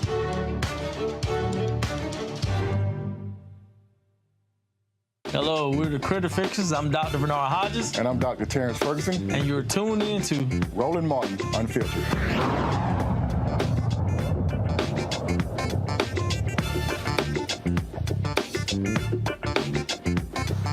I'll set it up.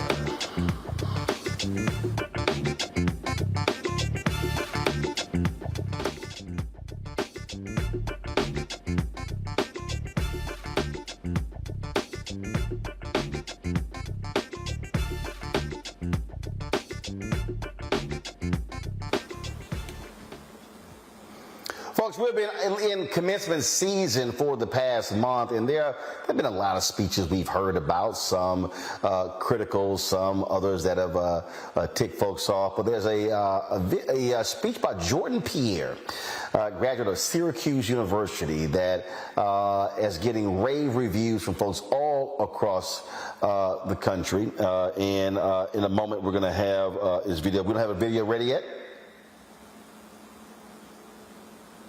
All right, so again, his name is Jordan Pierre, and he is, yes, a member of the greatest fraternity of all, Alpha Phi Alpha Fraternity Incorporated.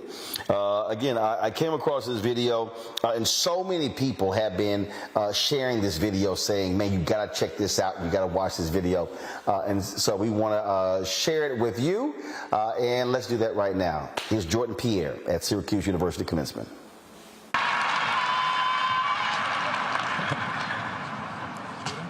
Good afternoon, faculty, staff, students, and friends.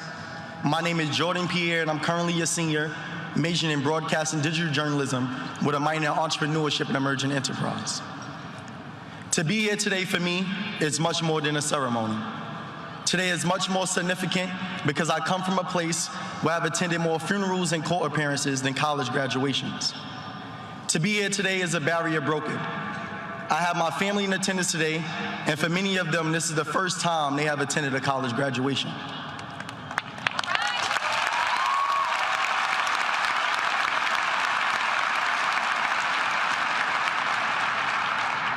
Earning the opportunity to walk across this stage required much more than just passing classes.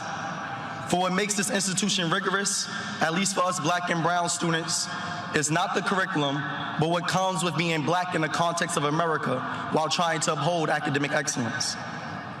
It's not the curriculum that makes this college experience rigorous. It's occupying academic buildings and being sent suspension letters for advocating for the creation of policies that will hold every student accountable for the racial slurs and vandalism of the dorms we Black students lived in. It's not the curriculum that makes these courses rigorous. It's bearing witness to your Black women friends having a focus on academia while learning they have been stripped of their agency to choose whether to give birth or not, despite having the highest mortality rate. It's not the curriculum that makes these courses rigorous. It's being a first-generation college student and not having the ability to call home to seek guidance on how to navigate the collegiate space, for you're the first to do so. It's not the curriculum that makes these courses rigorous. It's being a Black student in an educational system that justifies the omission of Black history through the use of the discomfort it causes our white counterparts when class discussions reveal the true history of theirs. It's not the curriculum that makes these courses rigorous. It's studying abroad in London while 10 elderly Black men and women are killed in Top supermarket just some miles away from here simply because they were Black. It's not the curriculum that makes these courses rigorous. It's having to work 3 jobs on campus to pay your rent and assist your parents in paying theirs. Some of us in this room understand firsthand that the scholarships and financial aid we earned were not just funding us as students, they were funding our household and the community. It's not the curriculum that makes these courses rigorous. It's looking at the news and seeing someone that looks like you with the same name, Jordan, being choked to death by a former Marine on a subway station and witnessing his mental health being used to justify his death. I say this all to emphasize the danger of a single narrative story, the danger of being left to formulate a preconceived notion of a community based on westernized media, and the danger of having a seat at the table to tell your own story. I often say that it's easy to dream, but it's hard to aspire to occupy a space that you have never seen someone that looks like you in. My presence here today will serve as proof to the next young Black man or woman that despite what comes with being a Black student at Syracuse University, it's possible to speak at the Newhouse graduation.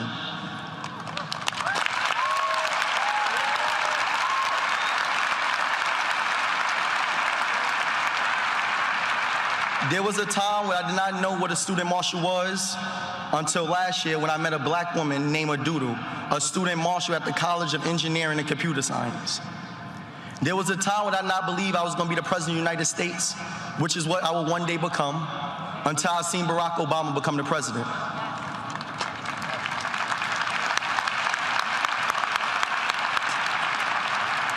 My presence today will stand as a symbol of inspiration for the Black people who hear this speech will be able to see themselves in the position I am in and aspire to do the same. I challenge my fellow graduates who are not of color to be mindful and intentional with the stories that you share, normalize, and teach your children. For those stories are used to formulate a preconceived notion of who we are based on the narratives you teach and the environments you expose them to. I challenge my fellow brothers and sisters to also be intentional and thoughtful about the stereotypes we normalize and perpetuate amongst ourselves. James Baldwin once stated that if the world does it to you long enough and effectively enough, you begin to do it to yourself. You become an accomplice to your own murderers. We must ensure that we do not become that accomplice and use our platforms to empower one another. To Syracuse and to Newhouse, I challenge you all to take accountability for the trajectory the media has taken. It is not one we should be proud of. For if we take pride in being the #1 communication school, we must also take ownership of the leaders and content creators for the media we consume, especially as we produce those who are the head of the newsroom. So we are only a microcosm of what the world will become. I challenge us all here today to denounce the stereotypes we have of one another, for the problem with stereotypes is not that they are untrue, but incomplete. As the legendary Nipsey Hussle once stated, the marathon continues. Stopped it, and there's...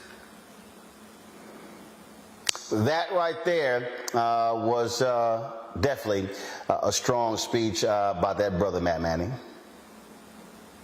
Incredibly powerful, and his repetition, I thought, was extraordinarily effective. I mean, you know, it's not difficult, or what did he say? It's not difficult because of this reason, because of that reason. It was incredibly powerful, I thought. And I thought it was important for him to speak directly to Syracuse and to some of what apparently were some slights while he was there.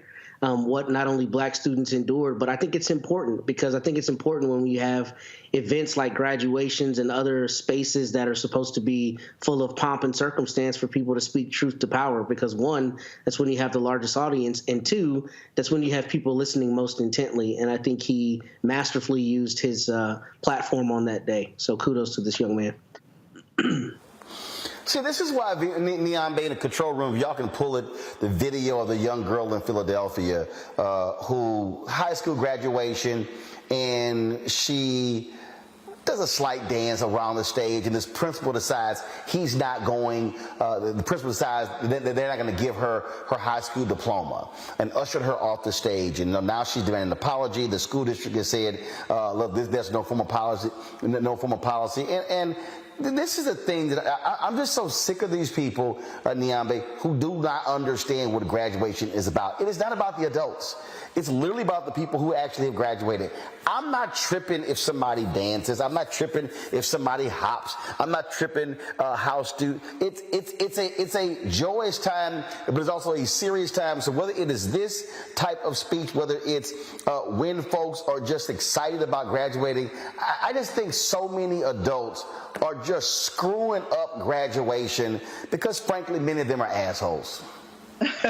Well, listen, the young woman you're talking about in Philadelphia, I mean, they did this in the name of tradition, right? And they're being penalized because people in the audience snickered when they danced across the stage. So it was just some rule, and again, about tradition, that no one is supposed to make any noise, which I think is crazy and ridiculous, particularly when we are talking about young people, some of whom this might be the last time they ever have this opportunity. This might be the first time someone in their family has experienced this kind of joy, as the young man intimated in his speech from Syracuse.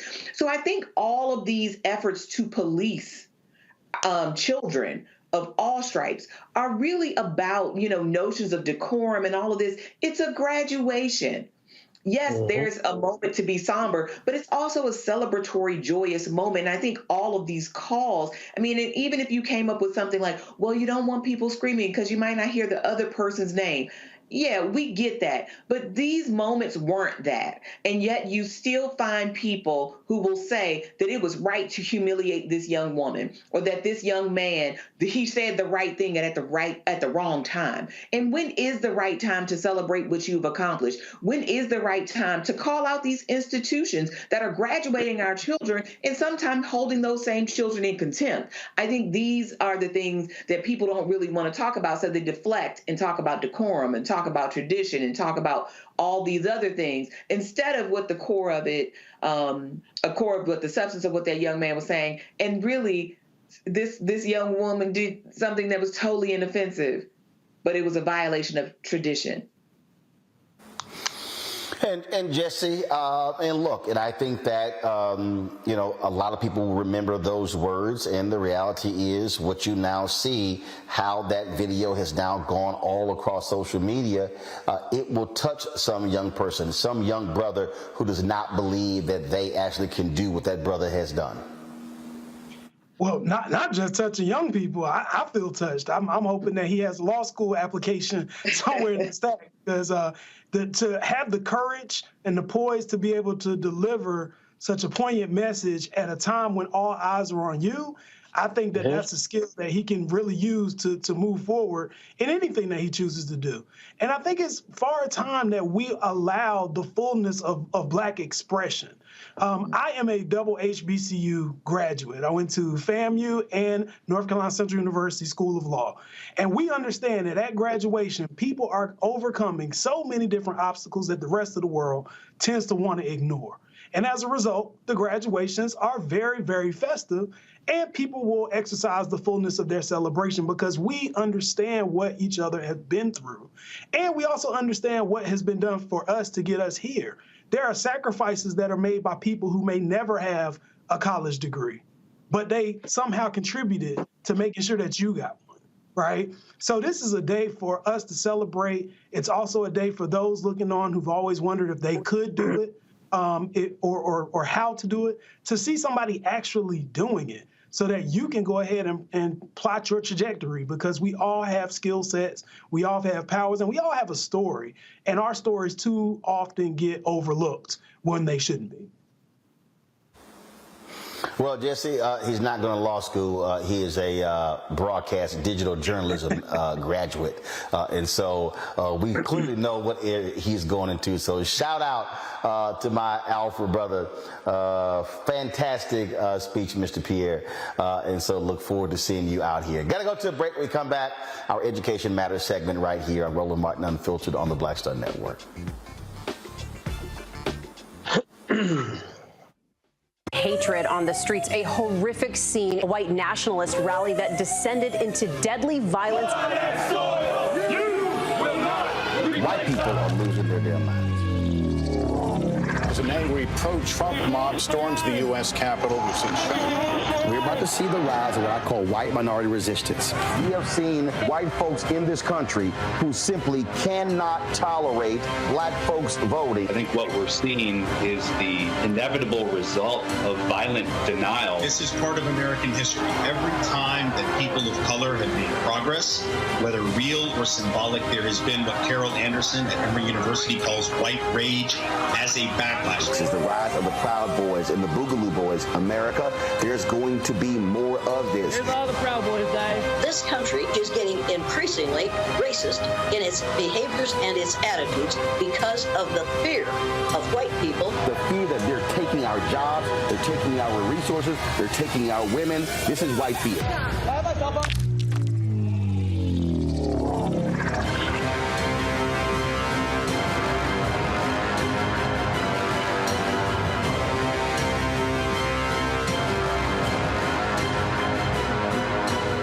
Black Star Network is here. Oh, no punch! I'm real revolutionary right now. Thank you for being the voice of Black America. All momentum we have now, we have to keep this going. The video looks phenomenal. See, there's a difference between Black Star Network and Black-owned media and something like CNN. You can't be Black-owned media and be scared. It's time to be smart. Bring your eyeballs home. You dig? Hey, what's up, y'all? I'm Devon Franklin. It is always a pleasure to be in the house. You are watching Roland Martin Unfiltered. Stay right here.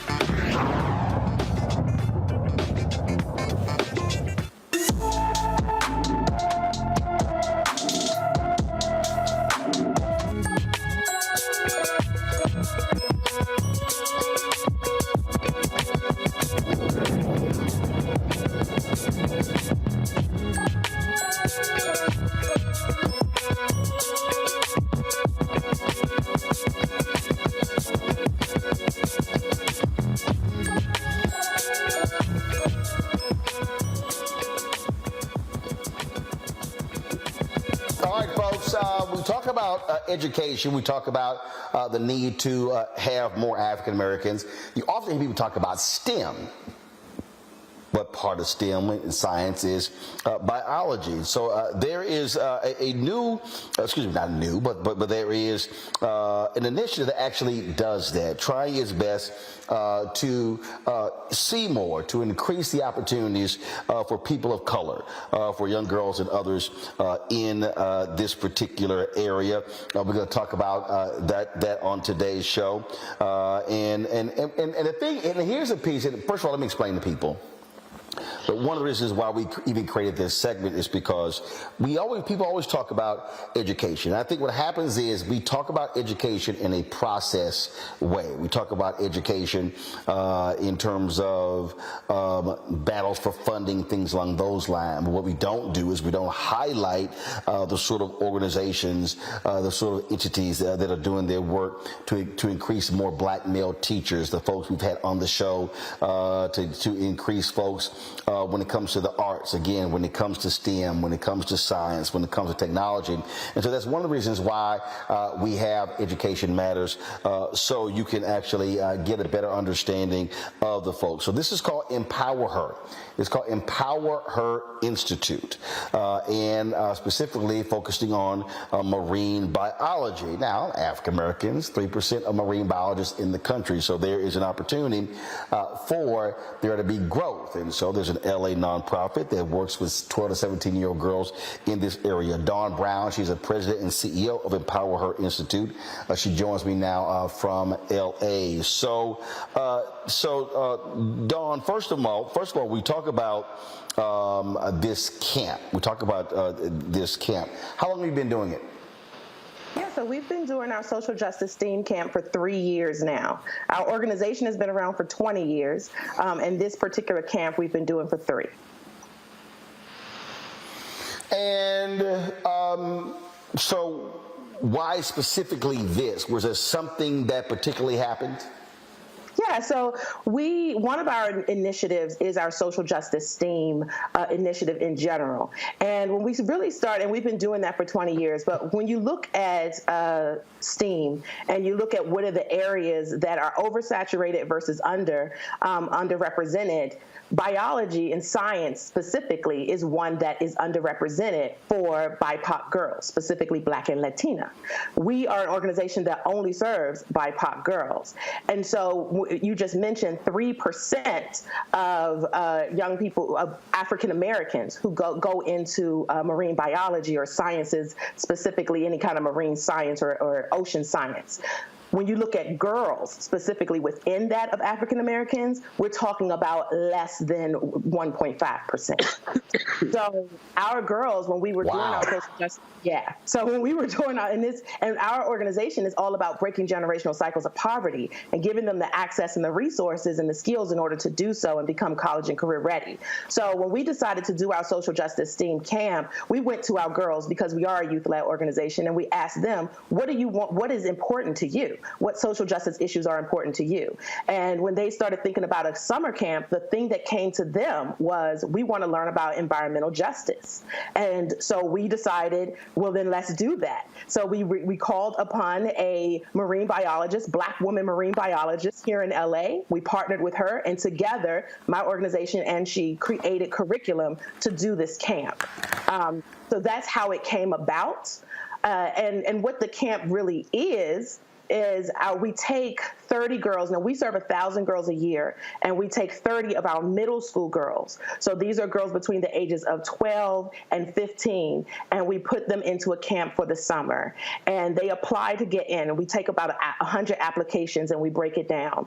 And they get it's a 5-week camp. The first 3 weeks of the camp, they are studying marine biology, and they're actually looking at the impact of climate change on marine ecology, and then comparing that to its impact and resiliency on marginalized communities. And so that's what they do in the camp. So they're snorkeling, they're kayaking, they're tide pooling, they're testing air quality, and they're looking at, my girls are coming from Compton, they're coming from Inglewood, and so and Watts. And so they're measuring the air quality in their community, and then they're going to, Catalina Island and Malibu and testing the air quality and trying to figure out why is there a difference, right? And what needs to change. And so that's the first 3 weeks of the camp, and they actually create their own projects. They learn coding, computer coding, and they create their own projects that are all about amplifying issues as well as trying to solve issues using STEAM in order to solve issues within the marine biology world. And then the last 2 weeks of that camp, we take our most mature girls, and they actually get to study on a science research boat. And they learn how to scuba dive, and they end up getting their scuba diving certifications. So this camp is the first and only of its kind in the country. We're taking Black and Latina girls, and the majority of the girls in our program are Black for this camp. And we're talking about 12 and 13-year-olds who are certified in scuba diving by the time they finish. Questions? Jesse, you're first. Well, first of all, this sounds like a phenomenal opportunity, and I'm glad to hear that somebody is engaged in this space and helping people in our community get exposed to it. I'm really curious about what got you into this space. Yeah, like I said, it was really the girls. They wanted to learn this. We have a social justice STEAM initiative, and when I came into the organization, we were focusing on STEAM, but we weren't looking at it from a social justice perspective. 96% of our girls live at or below the poverty level. We serve 1,000 girls a year on a weekly basis. Why are we not looking at STEAM and saying, how can we utilize that in order to address the issues that are important to our community? And so that's the component that I brought into it, and that's also my background is in social justice, specifically looking at the intersection of race and gender. And so that's how we sort of brought about this program in general and this camp. And then really the girls themselves, like I said, they were the ones who said, we want to learn about environmental justice. And the way my crazy brain works is my brain said, well, why not do marine biology? Because there's less than 1.5% that are Black girls, and it's a lucrative career. We want to break generational cycles of poverty. We can't do that unless we are helping them get careers and jobs in which they can do. And what's wonderful is that we do partner with USC. And so we partner with USC. They stay on the college campus and live in the dorms at USC while they're doing this. And that also creates a gateway for them to actually get accepted into a private university, one of the best in LA, in the country, to study this long term. Niambi. Hi, I really appreciate this. This is really interesting. One of my best friends, that's what her daughter wants to be, a marine biologist, and will be going to college this year. And I'm sure a program like this would have been really helpful. So what would you suggest to folks who want to expand this program and do it maybe on the East Coast, or for people who can't, get to a California? How do you even start this work? Yeah. So we actually, I would say one thing is to really, it's important to find a university to partner with. And it needs to be a university that has the kinds of resources and access, and that they are willing to truly partner with you and allow the girls to have to have access to those resources. And so that would be number one. And then the other part of it is find yourself a marine biologist woman who wants to support you in creating the curriculum in order to make this happen. We were quite blessed that we are working with Dr. Dejana Figueroa, a Black woman who is an amazing marine biologist and STEAM teacher. That's going to be the two most important things. And then the third is to make sure that you're listening to your girls, listening to the young people, and finding out what they want, because you can't create a program without really meeting their needs. And you can only learn about their needs by listening to them. Our goal is to expand this program. So in the next 2 years, we will be on the East Coast. But right now we are, only here in LA. Thank you. Matt? Well, first, as a shameless plug, I'll say I teach at Texas A&M Corpus Christi, which has a renowned marine biology program. So hopefully expand down here at some point. But to that end, my question was going to be, for further iterations of the camp, do you have other ideas or other areas of STEAM that you intend to not only expose the girls to, but maybe do similar partnerships in other areas like engineering or other aspects of STEAM? What are your plans in that respect? Yeah, actually, we have some girls right now studying aeronautical engineering in college. I love that. Girls from Compton. I love it so much. But social justice STEAM is important to us in general. And so we do several different programs. The summer camp right now is the marine biology camp because it is, so unique and no one else was doing it. When you look at coding, it's so oversaturated right now that was an area that we decided we were going to teach our girls coding, but we're not going to put a huge focus onto that. And we're really trying to look at areas where we are underrepresented so that they can really get the big checks, right? And make real impact. And so engineering is definitely one of those things that we are, we have as a part. Robotics is a part of our program. And so all of those things do come into it. And the girls decide the social justice issues they want to deal with. So they've talked about school shootings. They've talked about gun control. They've talked about race and they've talked about abuse. And then we create programs around what is important to them. So yeah, we're introducing various types of STEAM into our work and doing that, throughout the year with the girls. And really it's about finding the right university. So if Texas A&M wants to partner, we can have that conversation, and that makes it easier for us to make that expansion and make it happen to bring that program for your young people in the summer. All right, Dawn, where can people go to get more information? So you can go to our website, which is empowher.org, EmpowHER.org. And you can learn all about our organization as well as this particular camp. All right. Dawn, we appreciate it. Thank you so very much. Thank you. Have a good one. Thank you very much. Let me also thank Jesse, Nyambi, and Matt for being on our panel today as well. I appreciate it. Thank you so very much. Folks, tomorrow in Houston at the Power Center, 12 to 4, we are going to have our Juneteenth 2023, the Future of Black Economic Freedom panel taking place. We've got some fantastic panelists who are going to be there. Houston Mayor Sylvester Turner will be there. State Senator Boris Miles, Congresswoman Sheila Jackson-Lee, Congressman Al Green, and so many others folks. And again, our focus is talking about, economic freedom for our people. So if you're an entrepreneur, you're a business owner, you want to do that, you want to be there, you are welcome to come out. It is free, open to the public. We just simply ask that you send us an email to RSVP info@RolandSMartin.com, info@RolandSMartin.com. Folks, that is it. I'll see you guys tomorrow on our live stream here from Houston, back in studio Monday, Juneteenth. Be sure to have a great weekend. Holla!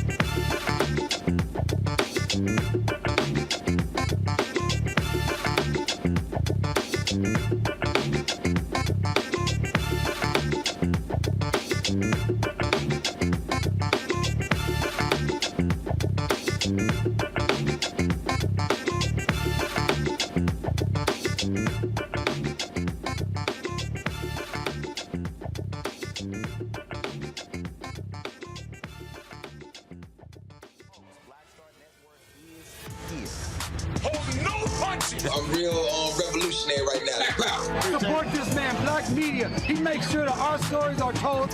Thank you for being the voice of Black America, Roland. Stay black. I love y'all. All momentum we have now, we have to keep this going. The video looks phenomenal. See, this difference between Black Star Network and Black-owned media and something like CNN. You can't be Black-owned media and be scared. It's time to be smart. Bring your eyeballs home. You dig? Pull up a chair. Take your seat. The Black Table. with me, Dr. Greg Carr, here on the Black Star Network. Every week, we'll take a deeper dive into the world we're living in. Join the conversation only on the Black Star Network. Hi, I'm Dr. Jackie Hood Martin, and I have a question for you. Ever feel as if your life is teetering and the weight and pressure of the world is consistently on your shoulders? Well, let me tell you, living a balanced life isn't easy. Join me each Tuesday on Black Star Network for A Balanced Life with Dr. Jackie. We're all impacted by the culture, whether we know it or not. From politics to music and entertainment, it's a huge part of our lives, and we're going to talk about it every day right here on The Culture with me, Faraji Muhammad, only on the Black Star Network. I'm Deborah Owens, America's Wealth Coach, and my new show, Get Wealthy, focuses on the things that your financial advisor and bank isn't telling you, but you absolutely need to know. So watch Get Wealthy on the Black Star Network.